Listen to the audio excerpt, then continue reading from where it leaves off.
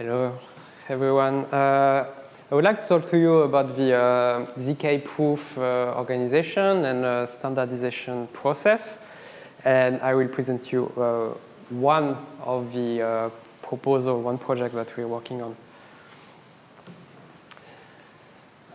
So ZK-proof is an organization with a committee of all the people who do research or invented the zero-knowledge proofs and keep inventing the newest schemes and all of this. And we want to bring the academia and the industry together. So it's also multiple companies and many projects involved to discuss where zero-knowledge is going and how we can help.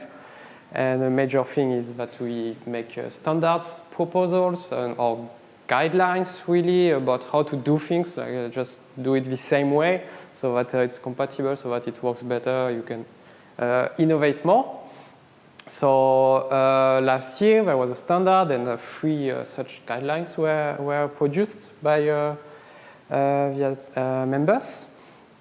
This year we have 7 proposals and 30 talks planned. It's happening in Berkeley in about a week. Including, so it was just yesterday. So just about the process. So people from the field made proposals, and the committee discussed them, and they chose which one should be really where we should go in depth, and that's going to be elliptic curve generation, commit and prove schemes to have a standard commitment schemes, and interoperability that I'm going to present now. And also going deeper on things from last year. So I invite you to join the forum to discuss those things, and invite you to come to Berkeley to the workshops. And those are the sponsors of this year workshop. So April 10. This is Kedit leading this effort, or who started to organize it. So Kedit makes products for the enterprise, so applying all the zero knowledge from the academia to enterprise like finance and supply chain. So the privacy layer. So now I would like to talk to you about a specific proposal. So today you have zero knowledge frameworks, many of them, and you have here the author of them in this event. You have front ends. So front end is where you express a constraint system or a program to something to prove in a readable way. So it's what engineers use. Writing code and reading code, so it's a human usable tool is the front end. Generally, the front ends come with a number of gadgets that you can reuse, so it's like a library of functions. Typically, hash functions, for instance, are provided as gadgets, and then you write your main program with multiple gadgets like this. And then you have the backend, which is an entirely different field, which does the actual cryptography, the snarks, the proving, the verifying, the setup. So it's a completely different problem, but generally they are made at the same time. So I have all the examples here of frameworks, and most of them come with the entire stack, right? So you have all different ways of doing front end, and then they support one or the other cryptographic backend. And that's what we want to separate. So instead of having every project have to redo everything, which is like these 2 difficult and completely different tasks, have them just do one front end, do one back end. When you want to make an application, you choose one, you choose your favorite front end, choose your favorite back end that works for your application, because they don't have the same properties, right? So probably you need to choose. And they will be compatible thanks to the interface. So that's the typical computer engineering, let's say, architecture. It's like you have one CPU architecture with an instruction set, and you have many programming languages. So So you just choose your favorite programming languages, and it works on all the CPUs through some interface instruction set in this case. Well, what's really important in the design of the ZK interface was to recognize that in all the front end, especially the front end, there are very different styles and very different approaches to the problem, because the SNARKs design is something kind of new, it's a bit special, and everybody has a different interpretation of it. So, for instance, Socrates makes it look like a function, so it's a small language, you write scripts and it's functioned as you would, that are familiar to programmers. But you have others, you have Bellman who is doing a Rust type system thing, you have Snarky with this guess assert principle, for instance, and each of them has a different style, a different philosophy. They are not compatible.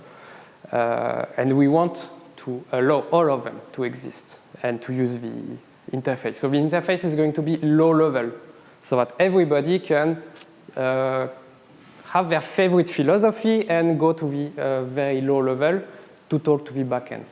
And then the backend don't care about your design approach, they just need the numbers and to do cryptography on.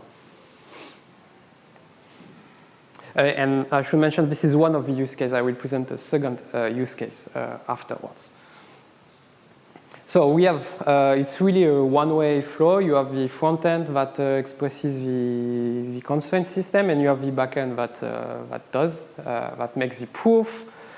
The front end is going to generate constraints and witness. So I'm talking right now about R1CS because it's the most common, today at least, the most common used model of computation that you find in every backend, in every front end, and they implicitly communicate an R1CS inside of the stack.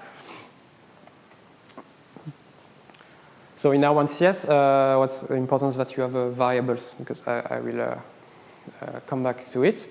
So the front end and the backend agree on a set of variables that have to exist, and they are identified. They have an identifier, a number.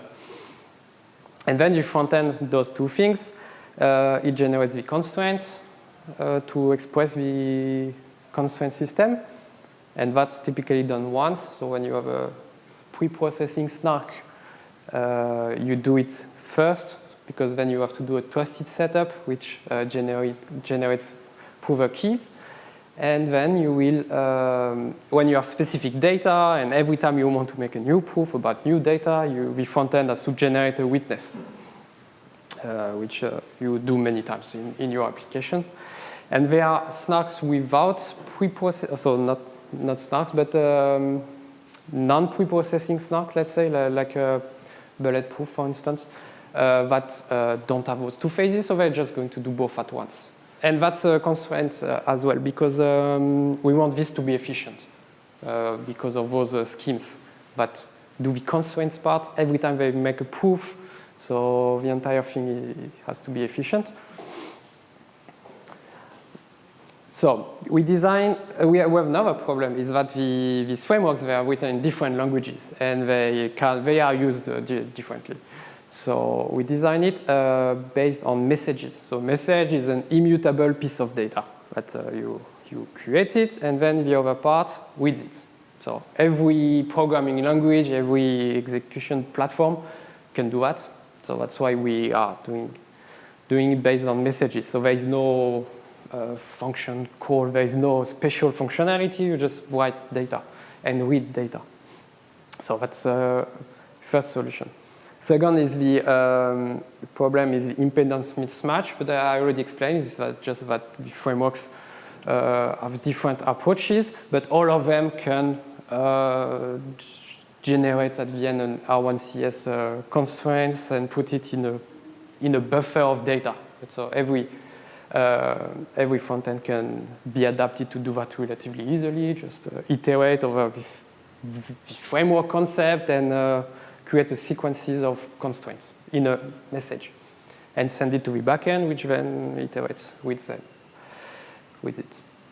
And you can see we support the two phases, the constraints and the assignment to variables, so the witness, when we want to make a proof. This is, we are using an interface definition language. It's called flat buffers, which we chose for efficiency, because I mentioned that we want to be efficient as well. And this is how we specify the content of the message, which fields they are.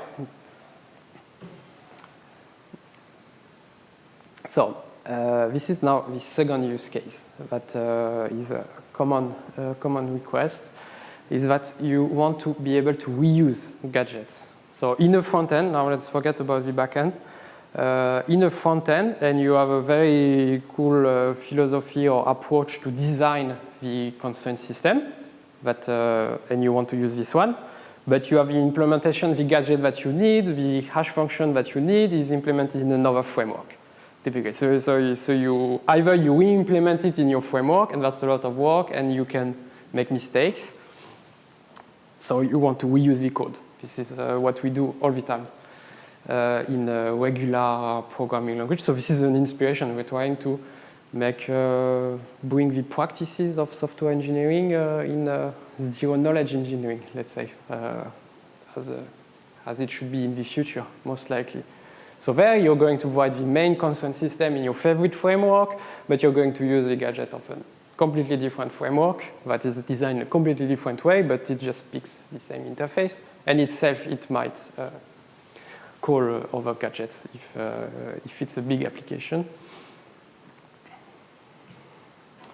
So now the flow is a bit more complicated. So you have the three pieces of software. One is your main front end that you are using. One is the gadget from another framework that you want to use in your main program, maybe multiple times, maybe multiple gadgets. And then the backend, the proving system. So as mentioned, we are trying to duplicate the familiar concept of making a call and getting a return, like a function call with function parameters and a return value. So it looks like this. It's just a message piece of data. Put your parameters, give it to the gadget reads them, and then it returns. If it computes something, it can return it to you. Now the difference in zero knowledge, of course, is that we have to express the constraints. So the gadget, while it computes its functions, is going to generate constraints about your variables and send it to the proving system. So the constraints do not need to go back between the different front ends or different gadgets. The constraints, they could go directly to the proving system. They are just aggregated there. It's just a sequence, and you add constraints at the bottom. And your main program is also going to add more constraints about the variables, and all of them will be used by the backend, and the backend doesn't have to know about gadgets or anything. So it's really the arrows here are what we are talking about. So we define the format of those messages, how to represent the constraints in this phase.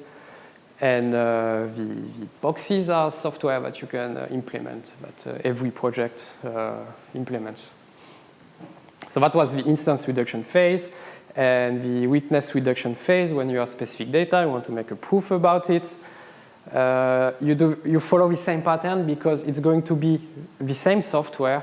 Normally, you do instance reduction and witness reduction. You implement them at the same time. It's the same piece of code that was written by the same person, and you have to provide exactly the same call so that you get exactly the same variables and everything. So those calls are the same. There's just the specific data on top, and that generates values, specific values for the variables, and the backend can make a proof. We are not talking about what the prover parameters are, what the proof is, because every cryptographic system is doing it differently. That might be standardized at another time. Right now we are doing the R1CS construction and witness reduction. So it takes the form of specification. It's a document that we wrote to explain this in detail. So it might be a little bit daunting, but it's really pretty simple. We want it to be simple because we want to be at the common denominator of every framework. So we explain all the goals in details.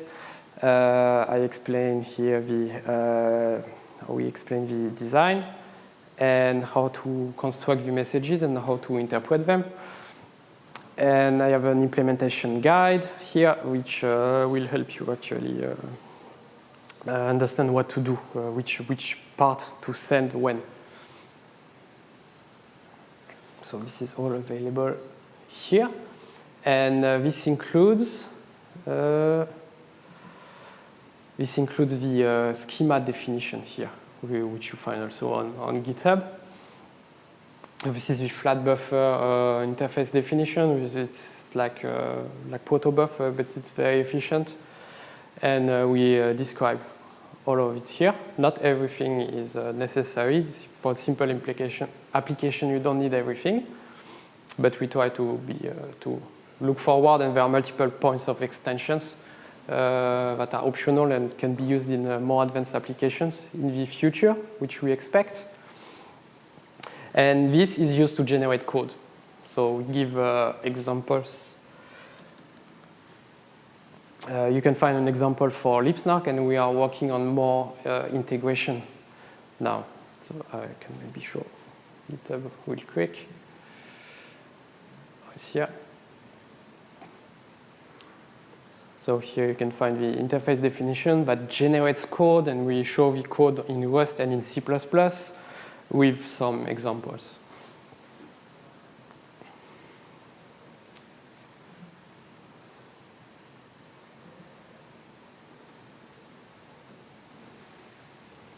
So how to use it? So generate the code for your language. If you can do it in Java or in Go or common languages.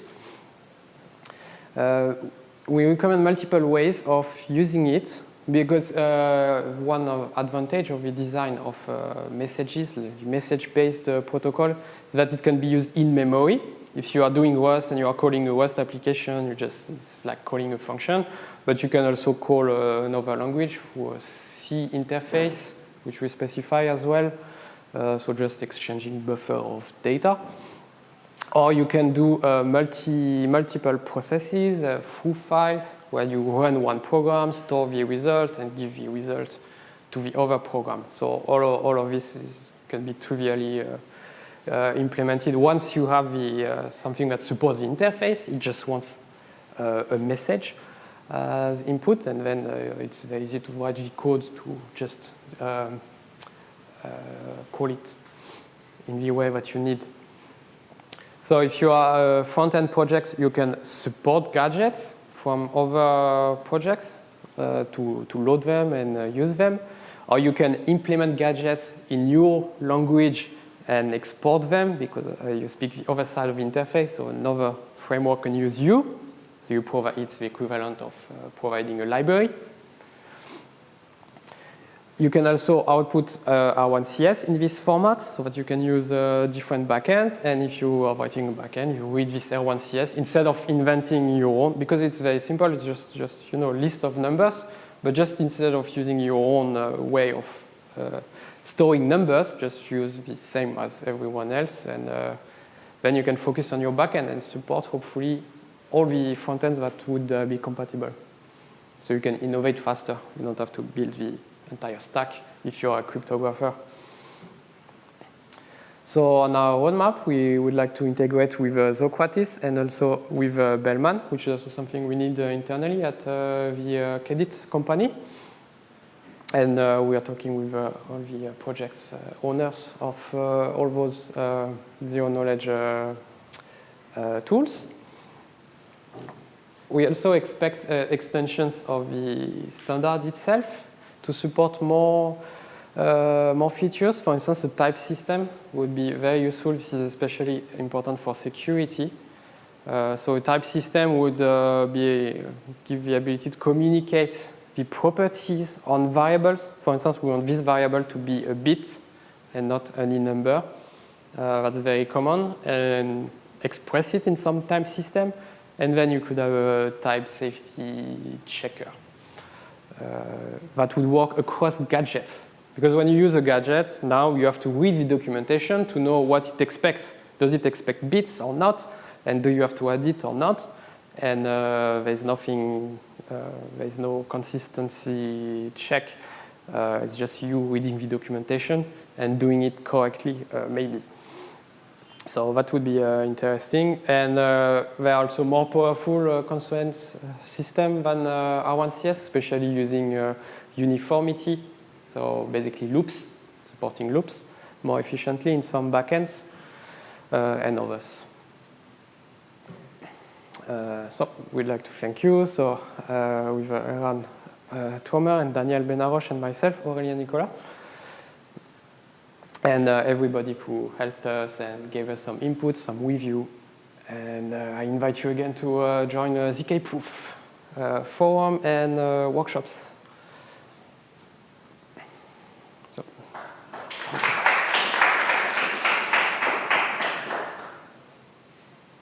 So, yes? Maybe just one question regarding the flow, if you may go back to that slide. I was wondering, like, it's pretty obvious in the second circle or second part where you have witness reduction that you need to return values after you call the gadget. Yes. Where do you need to return, like, when do you need to return constraints from a gadget? I was wondering whether that's just for linking constraints. Yeah, it's a good question. It's about the variables mostly, because the gadget is going to need its own local variables. So there are variables that are allocated by the caller because it wants to use it. It wants the gadget to apply to these variables, but then the gadget is going to introduce lots of variables for its own internal computation, and then it returns just how many it needed. And so the caller now knows not to reuse those variable IDs that are taken. And it has to be the same at the bottom, because then you can reconstruct the secret the same if you didn't cache it or something. Yeah, this is also designed to be so messages and also stateless. So you don't need to cache things or to remember things. You can run it again the same.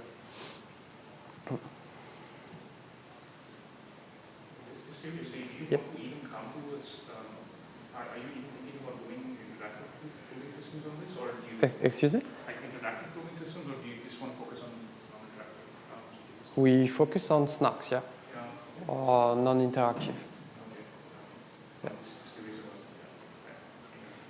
about Could it be used in some way in type? Yeah, no. Essentially, have the state for implementation again, just to have like interactive PCBs. That's what we No, we didn't consider this now. But I'm interested to discuss how it would look. Yeah.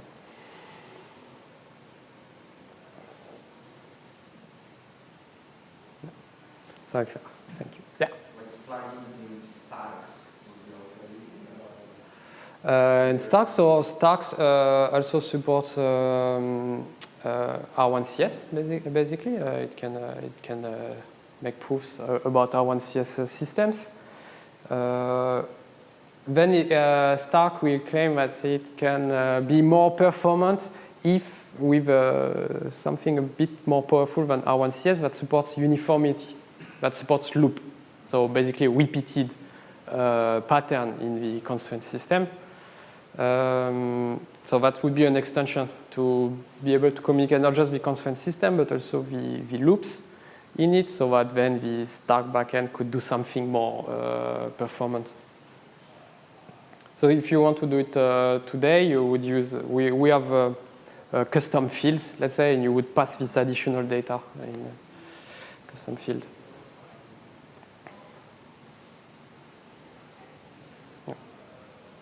So thank you for your attention. Let's discuss.